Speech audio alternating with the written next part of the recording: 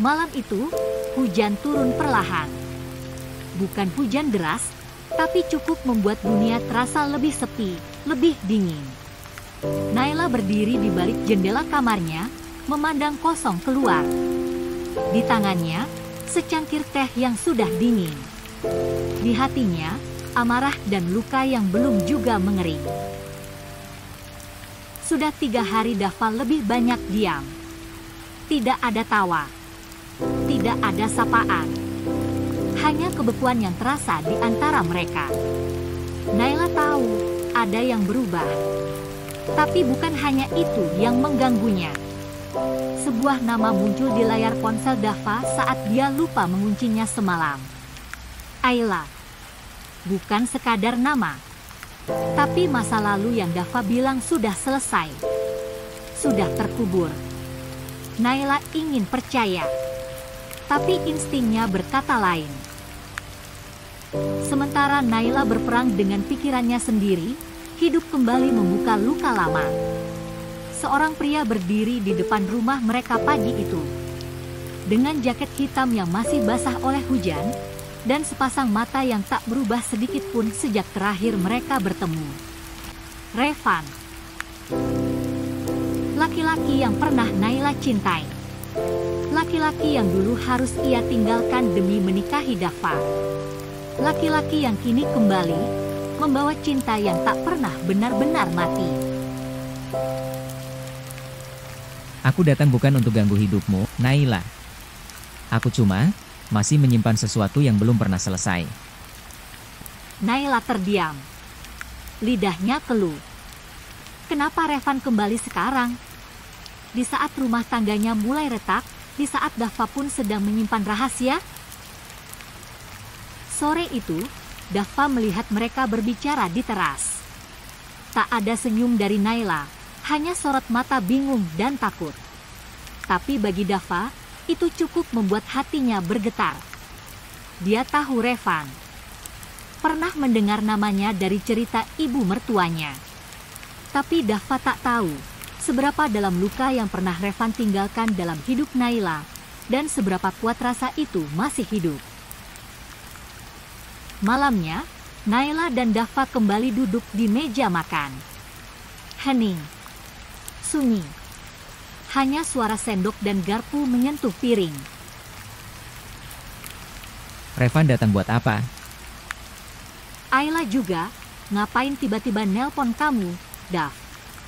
Saling tatap. Saling bungkam. Tapi hati mereka sudah bicara jauh lebih dulu. Cinta masa lalu belum selesai. Tapi pernikahan ini bisa hancur kalau mereka terus menyembunyikan semuanya.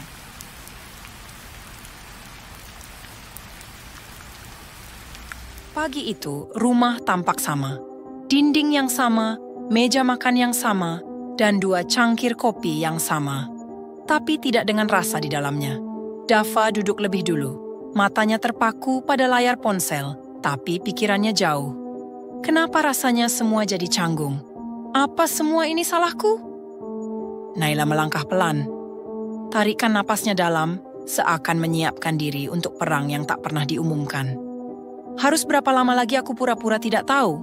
Harus berapa banyak lagi aku menahan tanya? Ia duduk. Dia tatapannya tertuju ke jendela. Langit pagi ini mendung. Dava bicara pelan. Aku lihat Revan datang kemarin.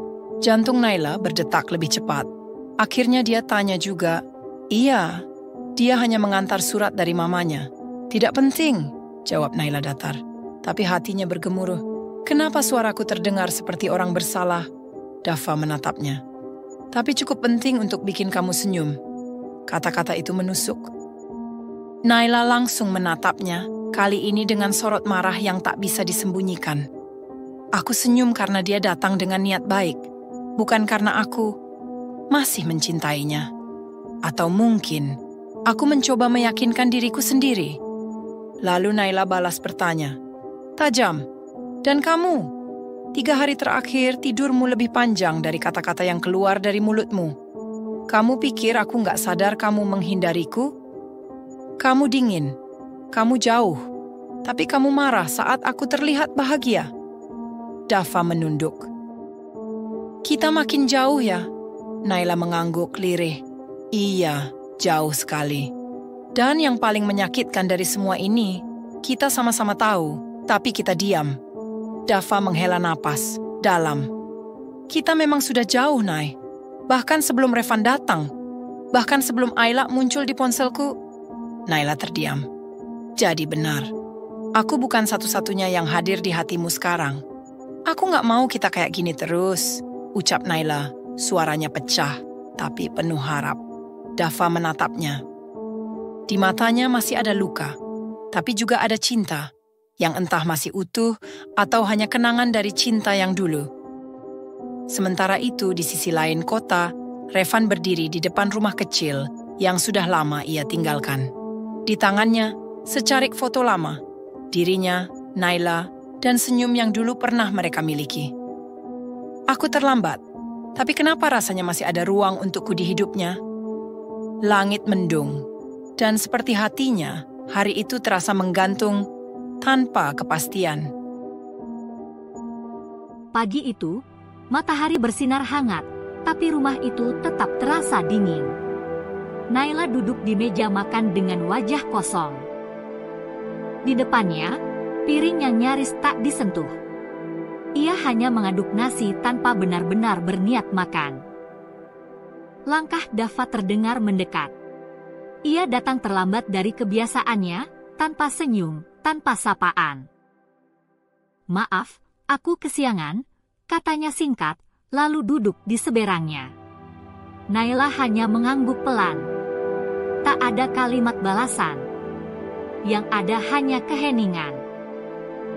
Lagi-lagi, sudah seminggu ini, rumah itu seperti teater tanpa naskah. Hanya gerakan yang berjalan tanpa makna. Di antara mereka, kini ada jarak. Tak kasat mata, tapi semakin terasa nyata. Siang itu, saat Dava pergi kerja, Naila membersihkan kamar. Saat itulah ponselnya berbunyi. Satu pesan masuk dari nomor tak dikenal. Boleh kita bertemu? Hanya sebentar. Aku janji tidak akan mengganggu lagi setelah ini. Revan. Napas Naila tercekat. Tangannya gemetar saat membaca nama itu. Dia tahu, seharusnya ia menghapus pesan itu, tapi ia malah membaca ulang 3 kali. Pertanyaan mulai berdengung di benaknya. Apakah ini ujian atau pertanda? Malamnya, Dava pulang lebih awal. Ia membawa sesuatu, sebuah kotak kecil berisi kalung emas. Naila, ini untuk kamu. Maaf karena aku dingin akhir-akhir ini. Naila menatap kotak itu. Indah, mahal, tapi kosong. Sama seperti hatinya. Terima kasih, jawab Naila datar. Tak ada pelukan. Tak ada senyum. Di dalam kamar, Naila duduk sendirian di pinggir ranjang. Matanya terpaku ke jendela. Di luar, lampu jalan menyala temaram. Ia membuka ponselnya lagi. Membaca pesan Revan sekali lagi. Ia tahu dia sedang berdiri di perbatasan. Antara janji yang harus ia jaga, dan luka yang belum benar-benar sembuh. Lalu, jemarinya mulai mengetik. Besok jam 3. Di tempat biasa. Hanya sebentar. Klik. Terkirim. Dan malam itu, Naila tahu hidupnya tidak akan pernah sama lagi. Hening pagi itu tidak seperti biasanya. Burung tak bernyanyi. Langit kelabu. Dan Naila duduk mematung di ruang tamu. Di depannya, secari kertas berisi tulisan tangan.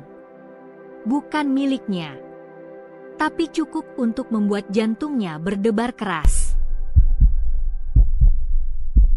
Naila, Jika waktu bisa diputar, aku tak akan menyerah saat itu. Tertulis dengan tinta biru yang hampir pudar. Surat dari Revan. Diselipkan diam-diam, entah sejak kapan. Naila menggenggam kertas itu, tapi tidak menangis. Justru amarah yang tumbuh. Kenapa semuanya kembali ketika aku sudah mencoba bertahan? Batinnya. Daffa muncul dari balik pintu, melihat Naila yang terdiam dengan tatapan berbeda. Ia tahu, ia merasa bahwa Naila sedang menjauh sedikit demi sedikit. Kamu nggak cerita apapun ke aku. Tapi aku tahu, Naila. Kamu lagi gelisah. Aku lelah, Daffa.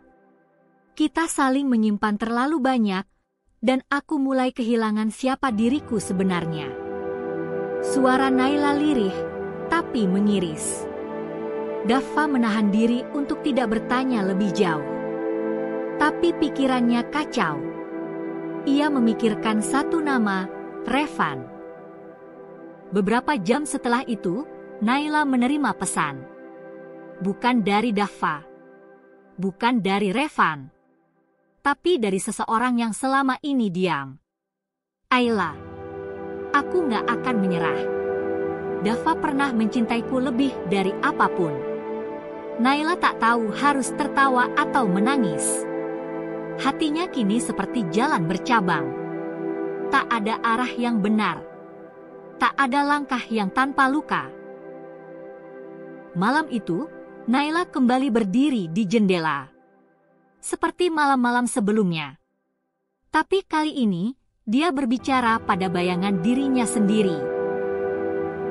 Jika ini cinta, mengapa aku terus merasa sepi?